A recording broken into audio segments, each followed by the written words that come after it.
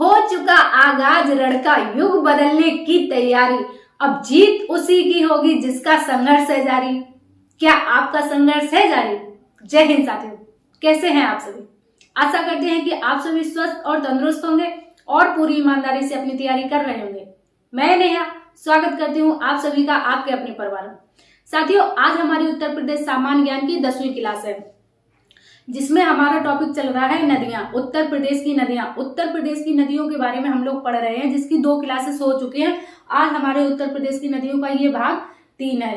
3 part में आज शायद आपकी उत्तर प्रदेश की नदियां कंप्लीट हो जाएंगी, ठीक है ना। तो आज आपकी जो ये क्लास है 10वीं क्लास है, इसमें हम लोग आगे पढ़ेंगे। अभी तक हम लोगों ने गंगा नदी, यमुना नदी, रामगंगा, घाघरा आदि नदियों के बारे में पढ़ लिया है। इसके आगे हम लोग आज पढ़ेंगे, ठीक। तो साथियों चलिए देखते हैं आज की क्लास। आज की क्लास में हम लोग पढ़ेंगे, सबसे पहले पढ़ेंगे राप्ती नदी। राप्ती नदी के बारे में पढ़ेंगे। तो देख लीजिए कि जो आपकी राप्ती नदी है, राप्ती नदी की कुल लंबाई कितनी है आपकी? 640 किलोमीटर। यदि आपसे वैसे ये राप्ती नदी और ये मतलब सारी नदियों की लंबाई के बारे में नहीं पूछा जाएगा, लेकिन फिर भी आप देख लीजिए, ठीक है ना। राप्ती नदी की जो लंबाई, कुल लंबाई है आपकी 640 मीटर, 640 किलोमीटर, ठीक है ना। और राप्ती नदी किस नदी की सहायक नदी है? बात करें राप्ती नदी जो है आपकी, ये घाघरा नदी की सहायक नदी है। किसकी? घाघरा नदी, जिसको हम सरयू नाम से भी जानते हैं। घाघरा नदी का दूसरा नाम क्या है? सरयू नदी। अयोध्या में घाघरा नदी को सरयू नदी के नाम से जानते हैं, ठीक है ना। और जो ये राप्ती नदी है, इसकी मुख्य धारा को क्या कहते हैं? बूढ़ी गंडक भी कहा जाता है, ठीक। बूढ़ी गंडक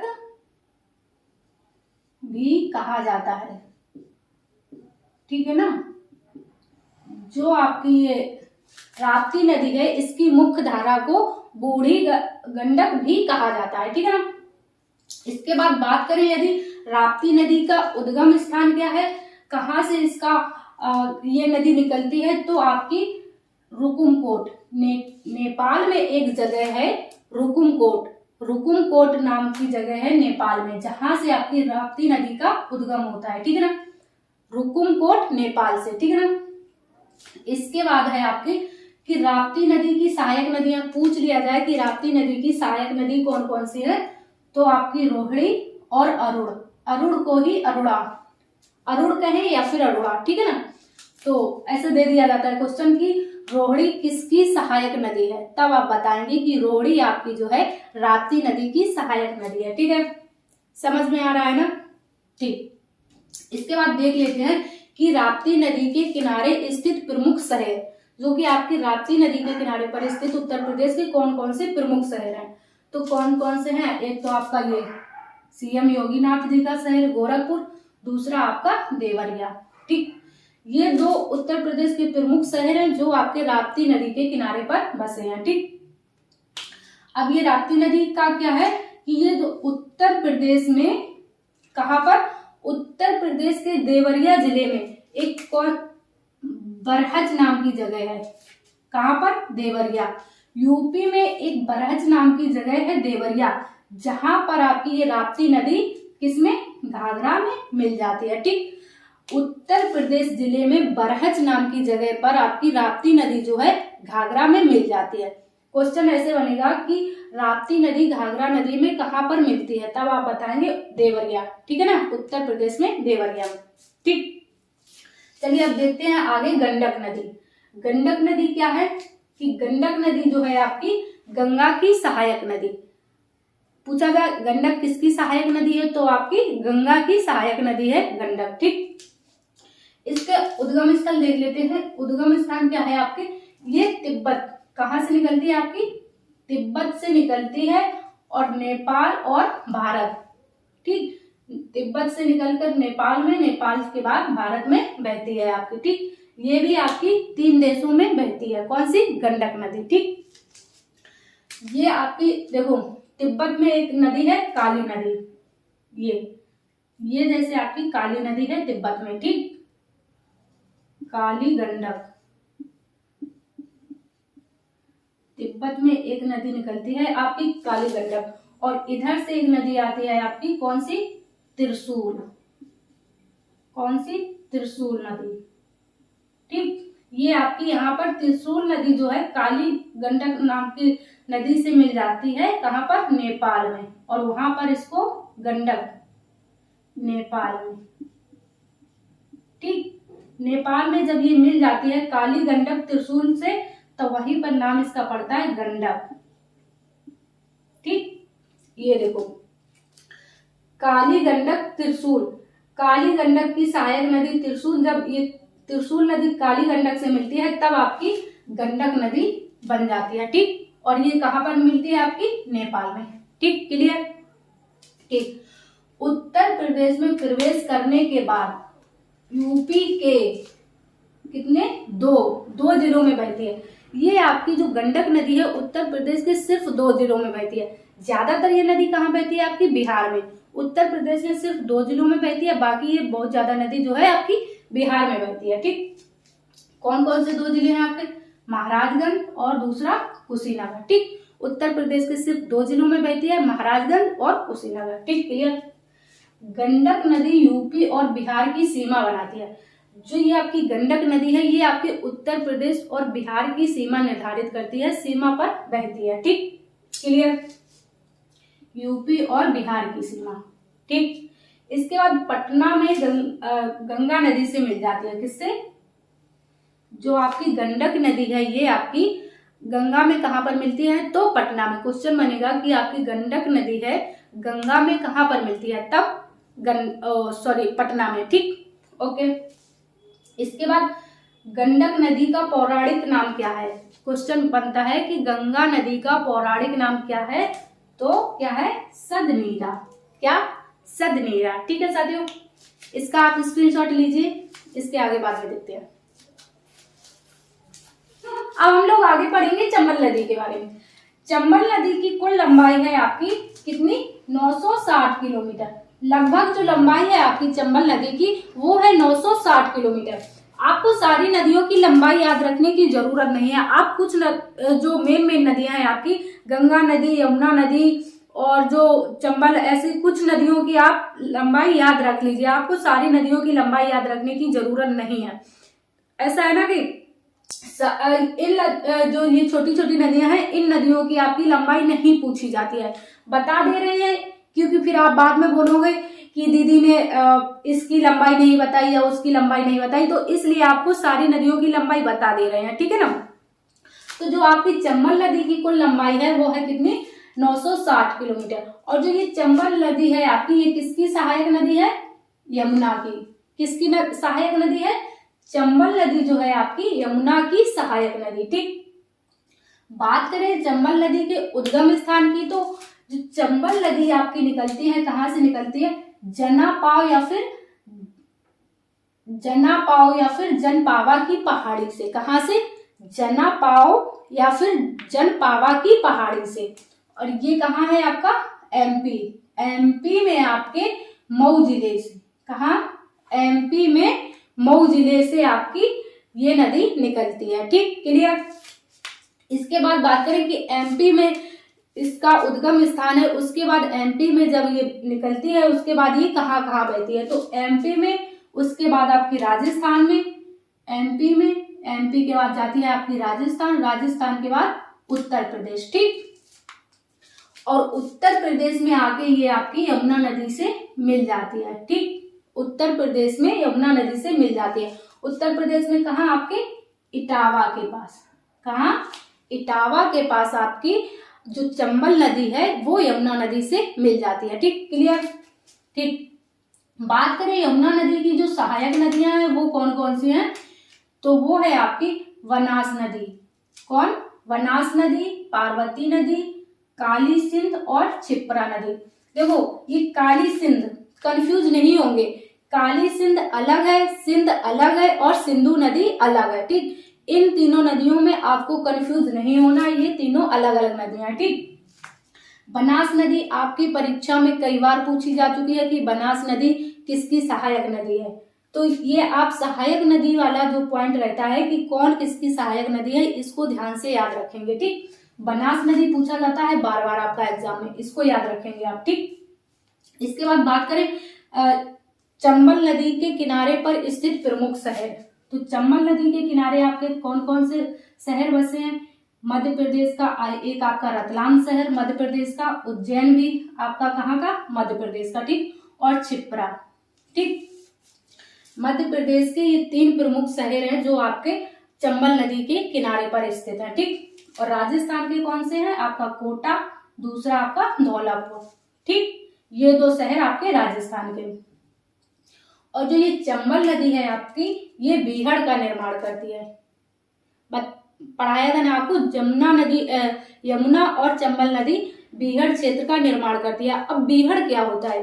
बीहड़ क्या होता है? जो है बहुत रफ्तार से इनका पानी आता है। जब बहुत ज्यादा रफ्तार से पानी आता है तो क्या है कि बड़ी बड़ी मिट्टी का कटाव होता है। मिट्टी बहुत ज्यादा मोटी मोटी मिट्टी कटकर आती है, अपने साथ ये मिट्टी और बालू रेत लेके आती हैं, जो कि बड़े बड़ी टीले बनाते हैं।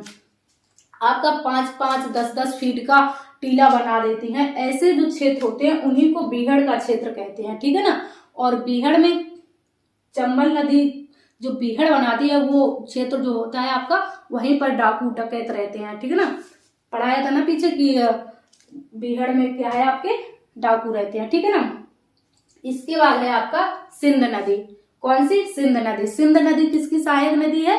आपकी यमुना की। किसकी? यमुना की। इस सिंध नदी की लंबाई कितनी है? 410 किलोमीटर, लगभग 410 किलोमीटर। और ये किसकी सहायक नदी है? यमुना की। किसकी? सिंध नदी जो है आपकी किसकी सहायक नदी है? यमुना नदी की, ठीक। इसका जो उद्गम स्थल है वो क्या है? मालवा का पठार। कहाँ से उद्गम होता है इसका, सिंध नदी का? मालवा का पठार, एमपी। एमपी में पूछेगा किस जिले से, तो विदिशा, एमपी के विदिशा जिले में, ठीक। विदिशा जिला, एमपी के विदिशा जिले से आपकी सिंध नदी का उद्गम होता है, ठीक। और ये आपकी जो सिंध नदी है यमुना नदी में कहाँ पर मिलती है? तो इटावा और जालौन के बीच। कहाँ पर मिलती है यमुना नदी में? इटावा और जालौन के बीच। देखो, किसी किताब में यमुना जालौन दिया होगा, किसी किताब में इटावा दिया होगा। तो ये आपके जो है इटावा और जालौन के बीच में मिलती है, ठीक, क्लियर। इसके बाद हम पढ़ते हैं केन नदी के बारे में, ठीक। केन नदी का ही दूसरा नाम क्या है? कर्णवती। क्या नाम है? कर्णवती। केन नदी का ही दूसरा नाम है आपका कर्णवती, जिसकी लंबाई लगभग कितनी है? 380 किलोमीटर। कितनी है लंबाई आपकी? 380 किलोमीटर। इसका उद्गम स्थान कहाँ है? तो ये भी आपकी कहाँ? एमपी। कहाँ से निकलती है? एमपी। एमपी में कहाँ पर? कैमूर की पहाड़ी। कैमूर की पहाड़ी से निकलती है आपकी, जो है आपकी एमपी में, ठीक, क्लियर। बात करें ये आपकी कहाँ पर मिलती है? यमुना में। तो इधर आपने देखा कि यमुना की सहायक नदी है, तो ये आपकी यमुना में कहाँ मिलेगी? एमपी से निकलने के बाद जब ये उत्तर प्रदेश में बहती है तो आपकी कहाँ पर मिलती है? आपकी फतेहपुर। कहाँ? फतेहपुर जिले में आपका एक गांव है, कौन सा? चिल्ला गांव। कौन सा गांव? चिल्ला गांव। चिल्ला गांव में आपकी यमुना से मिल जाती है। जो केन नदी है आपकी मध्य प्रदेश से निकलकर जब उत्तर प्रदेश में बहती है तो फतेहपुर में एक चिल्ला गांव है, वहां पर ये आपकी यमुना नदी से मिल जाती है, ठीक है साथियों। इसका आप स्क्रीनशॉट लीजिए। इसके बाद आगे देखते हैं। आगे है हमारी बेतवा नदी, ठीक। अब हम लोग पढ़ेंगे बेतवा नदी के बारे में। तो बेतवा नदी के बारे में जान लीजिए आप। जो इसकी लंबाई है आपकी कितनी है? 540 किलोमीटर। कितनी? 540 किलोमीटर। और जो बेतवा नदी है ये आपकी किसकी सहायक नदी है? यमुना नदी की। किसकी सहायक नदी है? यमुना नदी की, ठीक। इसका उद्गम स्थान बात करें, बेतवा नदी का उद्गम स्थान, तो बेतवा नदी जो निकलती है आपकी कहाँ से? विंध्य पर्वत श्रेणी से निकलती है आपकी। और कहाँ? मध्य प्रदेश में। विंध्य पर्वत श्रेणी से मध्य प्रदेश में आपके रायसेन जिले। मध्य प्रदेश में अगर जिला पूछा जाए तो कौन सा? रायसेन जिला, ठीक। जो आपकी बेतवा नदी का उद्गम स्थान है वो है आपका विंध्य पर्वत, मध्य प्रदेश। मध्य प्रदेश में भी आपके रायसेन जिले से, ठीक, क्लियर। बात करें इसकी सहायक नदी कौन सी है? बेतवा नदी की सहायक नदी तो बेतवा नदी की जो सहायक नदी है वो है घसान। कौन सी? घसान नदी जो है आपकी, ये बेतवा नदी की सहायक नदी। ठीक, अब जब ये एमपी में इसका उद्गम स्थान है, तो ये एमपी के बाद जब आपके उत्तर प्रदेश में आती है तो कहाँ पर आपकी यमुना नदी से मिलती है? उत्तर प्रदेश में। ये कहाँ? हमीरपुर के पास। कहाँ? हमीरपुर के पास। कहाँ? आपके यमुना में मिल जाती है। ठीक, बेतवा नदी उत्तर प्रदेश के हमीरपुर के पास आपके यमुना नदी में मिल जाती है। ठीक, ये है आपकी जो इम्पोर्टेंट बातें हैं। देखो सुनो, जो भी नदी से जितना इम्पोर्टेंट क्वेश्चन बन सकते हैं उतना आपको पढ़ा रहे हैं। ठीक है ना, इम्पोर्टेंट तो आप ध्यान से पढ़िएगा। ठीक है ना। इसके बाद है आपकी हिंडन नदी। हिंडन नदी किसकी सहायक नदी है आपकी? ये भी आपकी यमुना नदी की। हिंडन नदी किसकी सहायक नदी है? यमुना नदी की। ठीक, ये कहाँ से निकलती है आपकी? जो हिंडन नदी है आपकी, इसका उद्गम स्थान है आपका शिवालिक श्रेणी। ठीक, ये हिंडन नदी जो है आपकी शिवालिक श्रेणी से निकलती है। कहाँ? उत्तराखंड। शिवालिक की श्रेणी कहाँ है? उत्तराखंड। ठीक, इसके बाद उत्तराखंड से जब ये यूपी में प्रवेश करते हैं तो यूपी के किस जिले में? यूपी के आपके सहारनपुर डिस्ट्रिक्ट से ये यूपी में प्रवेश करती है उत्तराखंड से निकलने के बाद। ठीक, सहारनपुर में एक जगह है साकम्बरी। साकम्बरी देवी का मेला भी लगता है, सुना होगा आपने। ठीक, तो साकम्बरी जगह है जहां पे ये आपकी उत्तर प्रदेश में प्रवेश करती है। ठीक, इसके बाद आपके जो उत्तर प्रदेश में ये कहाँ कहाँ पर बहती है? तो आपके उत्तर प्रदेश में ये सबसे पहले सहारनपुर में आएगी, सहारनपुर से उत्तर प्रदेश में प्रवेश करेगी। उसके बाद आपके मुजफ्फरनगर, शामली, मेरठ, बागपत, गाजियाबाद, गौतम बुद्ध नगर और उत्तर प्रदेश के इन जिलों में बहते हुए आपके उत्तर प्रदेश और हरियाणा की सीमा पर आपकी कहाँ? यमुना नदी पर मिल जाती है। उत्तर प्रदेश और हरियाणा की सीमा पर ये जो आपकी हिंडन नदी है यमुना नदी से मिल जाती है। ठीक, क्लियर? इतना हिंडन नदी के बारे में क्लियर हो गया होगा। इसके बाद हम लोग आगे देखते हैं सोन नदी के बारे में। ठीक, जो सोन नदी है आपकी, ये किसकी सहायक नदी है? ये है आपकी गंगा नदी की सहायक नदी। ठीक, सोन नदी की बात करें लंबाई की, तो सोन नदी की जो लंबाई है आपकी 780 किलोमीटर। ठीक, कितनी? 780 किलोमीटर। बात करें सोन नदी के उद्गम स्थान की, तो जो सोन नदी का उद्गम स्थान है वो अमरकंटक की पहाड़ियां से। कहाँ से निकलती है आपकी सोन नदी? अमरकंटक की पहाड़ियां से। अब अमरकंटक की पहाड़ियां, कोई कहता है मध्य प्रदेश, कोई कहता है छत्तीसगढ़। तो ये जो है आपके मध्य प्रदेश और छत्तीसगढ़ का बॉर्डर है, वहां से आपकी अमरकंटक की पहाड़ी से आपकी सोन नदी का उद्गम है। ठीक, क्लियर? कंफ्यूज नहीं होंगे आप। ठीक है ना। इसके बाद है आपकी जो ये इसकी सहायक नदी, सोन नदी की कौन कौन सी सहायक नदियां हैं? तो वो है आपकी रिहंद और गोपद, कुन्नड़, जोहिला और महानदी। ये महानदी वो वाली महानदी नहीं है उड़ीसा वाली। ठीक, ये महानदी दूसरी है, वो महानदी दूसरी है। आप कंफ्यूज नहीं होंगे। ठीक है ना। तो इसकी ये जो है सहायक नदियां हैं। ठीक है ना, रिहंद, गोपद, कुन्नड़, जोहिला और महानदी। ठीक, बात करें रिहंद नदी की। ठीक है ना, तो रिहंद नदी पर ही आपका क्या है? उत्तर प्रदेश में रिहंद नदी पर ही आपका रिहंद बांध बनाया गया है। कौन सा बांध? क्वेश्चन बनता है कि रिहंद बांध किस नदी पर है? तो आपका रिहंद बांध जो है रिहंद नदी पर बना है उत्तर प्रदेश के आपके सोनभद्र जिले में। ठीक है ना। अब जब ये बांध बनता है वहां पर आपके बांध के पीछे आपके गोविंद बल्लभ पंत सागर झील का निर्माण होता है। ठीक है ना। कौन सी झील? गोविंद बल्लभ पंत सागर झील। और इसी झील का जो एक नाम और है, क्या नाम है? रेणुका। ठीक, इसी झील का दूसरा नाम रेणुका है। इसके बाद जो ये है गंगा नदी में कहाँ पर मिलती है आपकी? जो पटना के पास गंगा नदी में मिल जाती है। जो ये सोन नदी है मध्य प्रदेश से निकलने के बाद जब आपके उत्तर प्रदेश में बहती है, उत्तर प्रदेश के बाद आपके बाद ये बिहार में जाती है। बिहार के आपके पटना के पास आपकी जो है गंगा नदी से मिल जाती है। ठीक, इसके बाद हम लोग देखेंगे टोंस नदी। कौन सी? टोंस नदी। टोंस नदी की कुल लंबाई की बात करें तो वो है आपकी कितनी 265 किलोमीटर। कितनी है कुल लंबाई 265 किलोमीटर। ठीक, इसका जो उद्गम स्थान है वो है कैमूर की पहाड़ी। कहाँ? मध्य प्रदेश में सतना जिले से। ठीक, जो टोंस नदी है ये कैमूर की पहाड़ी से आपके मध्य प्रदेश में सतना जिले से निकलती है। ठीक, क्लियर। बात करें इसकी सहायक नदी की, तो इसकी टोंस नदी की जो सहायक नदी है वो है बेलन। कौन सी? बेलन। अब वो चकला बेलन वाला नहीं बेलन, ये बेलन नदी है। ठीक है ना, याद रखेंगे बेलन। ठीक, अब ये आपकी गंगा नदी में कहाँ पर मिलती है? तो ये आपकी प्रयागराज में गंगा नदी से मिल जाती है।